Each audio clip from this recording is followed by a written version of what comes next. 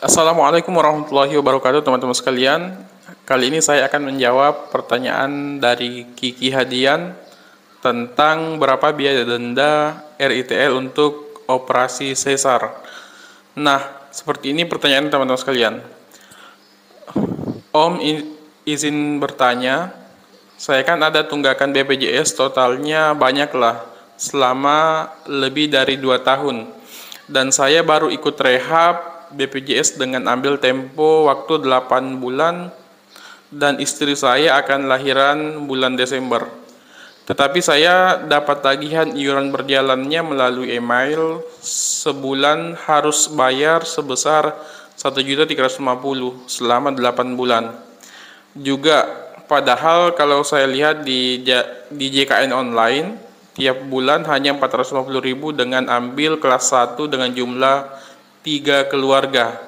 Nah, pertanyaannya, apakah kalau sudah lunas rehab dan iuran berjalan bisa langsung dipakai untuk operasi? Kalau misalkan pahit-pahitnya nanti ketika lahiran kemudian saya disesar.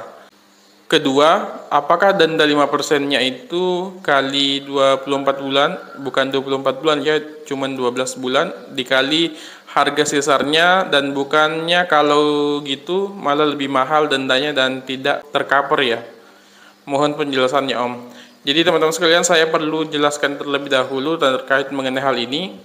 Jadi denda pelayanan rawat inap tingkat lanjut adalah denda BPJS yang kemudian berlaku setelah pelunasan iuran yang tertunggak. Jadi setelah tunggakan iuran dilunasi, kartu BPJS langsung aktif dan dapat dipergunakan untuk mendapatkan pelayanan kesehatan. Nah, jadi untuk pelayanan rawat jalan itu tidak ada denda, tidak berlaku. Tetapi jika dalam 45 hari setelah kartu aktif kembali peserta mendapatkan pelayanan rawat inap atau harus rawat inap di rumah sakit, jadi peserta harus membayar denda terlebih dahulu agar kemudian dapat dilayani menggunakan tanggungan BPJS. Nah, sebelumnya perlu kita ketahui bahwa JKN dari BPJS Kesehatan ini berwujud asuransi kesehatan rawat jalan cashless atau asuransi kesehatan rawat inap terbaik, namun memiliki prinsip gotong royong dan nirlaba, teman-teman. Jadi hasil pengelolaan dana jaminan sosial ini dipergunakan seluruhnya untuk pengembangan program dan sebesar-besarnya untuk kepentingan peserta itu sendiri, teman-teman. Jadi untuk mengetahui berapa sebenarnya besaran denda BPJS ketika telat bayar iuran atau kita kena denda pelayanan RITL, rawat inap tingkat lanjut, maka kemudian teman-teman harus perlu mengetahui diagnosa awal dan besaran tarif INA CGB atau tarif sesuai diagnosa yang dibayarkan BPJS Kesehatan ke pihak rumah sakit. Nah, tarif INA CGB ini yang sekarang berlaku diatur dalam PMK nomor 69 tahun 2016. Sampai sekarang di tahun 2023 ini tarif INA CGB belum mengalami perubahan, teman-teman. Kemungkinan pada saat penerapan kelas standar nantinya akan ada penyesuaian tarif INA CGB tersebut. Nah, tarif INA CGB ini terbagi dalam 5 regional, baik RSU rujukan dan RS khusus, teman-teman. Nah, teman-teman sekalian, setelah kita tahu regional ini, kita tahu beberapa sebenarnya denda RITL untuk operasi pembedahan sesar BPJS untuk kelas 1. Karena pertanyaan Ibu Kiki itu BPJS-nya kelas 1. Sesuai penjelasan di atas tadi, teman-teman sekalian, saya jelaskan karena terlalu banyak pembagian tarif INA CGB, maka kemudian di sini saya akan bahas contoh perhitungan denda pelayanan RITL di RS kelas A regional 1, yaitu untuk wilayah Pulau Jawa yang terdiri dari DKI Jakarta, Banten, Jawa Barat, Jawa Tengah, Yogyakarta, dan Jawa Timur. Karena tarif di regional lain itu kurang lebih perbedaannya tidak terlalu banyak, dan untuk tarif kelas RS di bawah kelas A tentunya akan lebih murah, teman-teman.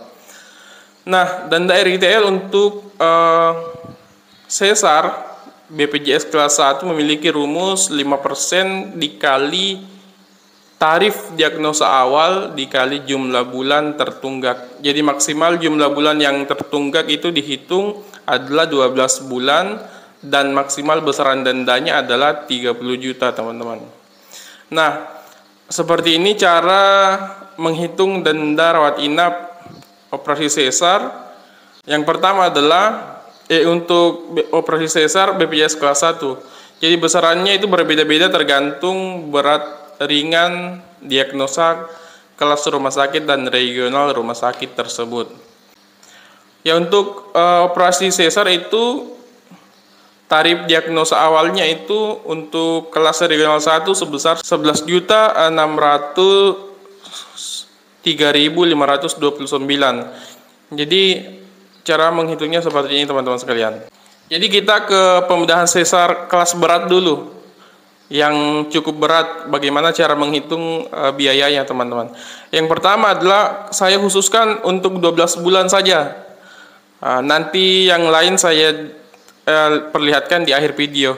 Jadi untuk yang 12 bulan, teman-teman sekalian, denda pelayanan RITL 12 bulan itu 5% dikali 11 juta dikali 12 sama dengan 6.900 sekian-sekian, teman-teman.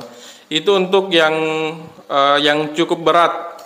Untuk yang sedang, tarifnya itu sebesar 8.473.317. Ini biaya diagnosa awal sesarnya untuk yang kelas sedang. Jadi untuk yang kelas sedang itu di regional 1 sebesar sekitar 8 jutaan lebih, teman-teman sekalian. Jadi tinggal dikalikan saja 5% dikali diagnosa awal itu sebesar 8 juta sekian dikali 12 bulan, hasilnya itu kurang lebih 5.800.000 sekian-sekian. Jadi itulah perhitungan denda rawat inap untuk operasi pembedahan sesar BPJS kelas 1 di RS kelas A regional 1. Nah, untuk yang ringan, biaya operasi atau diagnosa pembedahan sesar itu sebesar 7.678.000 sekian-sekian.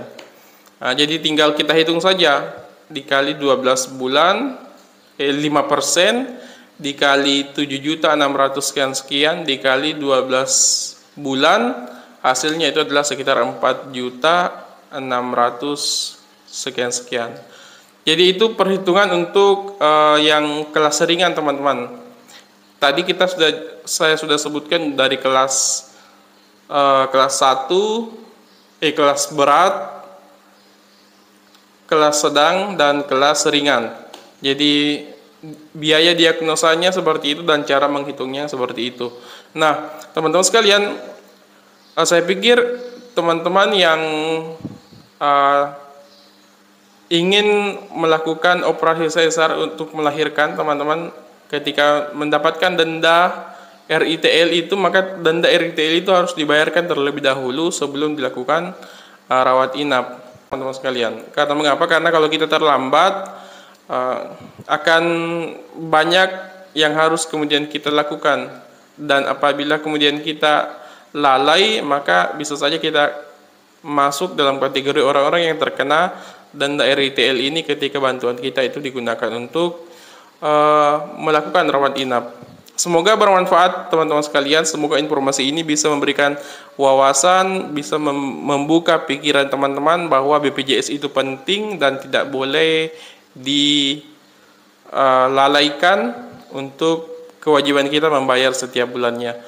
Terima kasih. Wassalamualaikum warahmatullahi wabarakatuh. Kalau ada pertanyaan lain bisa didiskusikan di kolom komentar, agar kemudian saya bisa membuatkan video lagi terkait mengenai persoalan-persoalan yang teman-teman hadapi berdasarkan pengetahuan yang saya pahami dan informasi yang saya dapatkan dari berbagai pihak. Terima kasih. Wassalamualaikum warahmatullahi wabarakatuh.